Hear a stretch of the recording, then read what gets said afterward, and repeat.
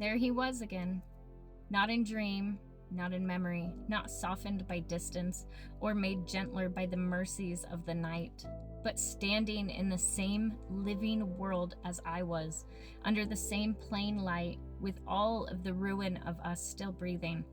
And everything in me, every frightened and faithless little corner began at once to cry out, "Run.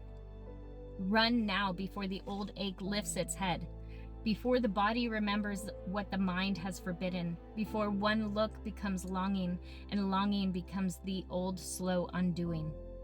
So I kept my distance, like a woman keeping watch at the edge of some haunted wood where she has already once been lost. I turned my back, I busied my hands, I made a ceremony of looking elsewhere, as though not looking might save me. But I felt him there. Felt it the way one feels a storm before the first thunder speaks. Felt his gaze like a hand not touching, like heat from a fire I had sworn would never burn me again. And when I dared some small accidental glance, there he was, facing my direction nearly the whole while, watching me with that unbearable quiet that says everything and nothing. It would be easier, I think, if he were cruel in simple ways. If he would sneer, if he would turn away, if he would act as though I were already dead and buried somewhere beneath his better judgment.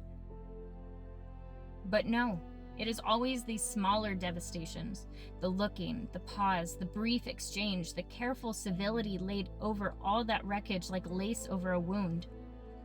We spoke, if such poor little fragments may be called speaking. A few words only, thin as winter light, and yet, beneath them, something trembled still, something wounded and wild, dragging its change through every syllable, and then goodbye. God, that word. How ordinary it is made to sound for something that has so often felt like a blade. I made a point to tell him goodbye, as if I might prove to myself that I am composed, that I can carry my own grief, like a lady, upright and elegant, without letting it spill across the floor. And he, as though answering some invisible thread still knotted between us, made a point to tell me goodbye too. Such a little thing. Such a fatal thing. For there was tension still, thick and merciless, the air between us crowded with all that has not been said. All that cannot now be mended without first being named, and none of it spoken. Not the sorrow, not the fear, not the betrayal, not the terrible tenderness that refuses to die even after dignity has begged it to. So we stood there, two people pretending at peace, while the ghost of what we were paced between us, restless as midnight wind, through the broken ribs of a house, and still the missing him remained, not as some girlish fancy, not as some weak and sentimental wound, but as a real and punishing thing, a creature with teeth that lives low in the chest and wakes the instant he is near. I miss him with all the bitterness of one who knows better now. I miss him without permission. I miss him, though something inside me would sooner flee barefoot into thorns than be caught again beneath the weight of his nearness.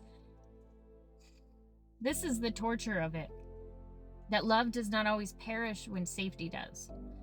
That the heart, perverse and loyal beast that it is, will go on reaching, even while the rest of the soul stands trembling at the door, begging it not to. So I lift with my pulse still unruly, with my spine still stiff from holding myself together, with goodbye still echoing like church bells over a graveyard.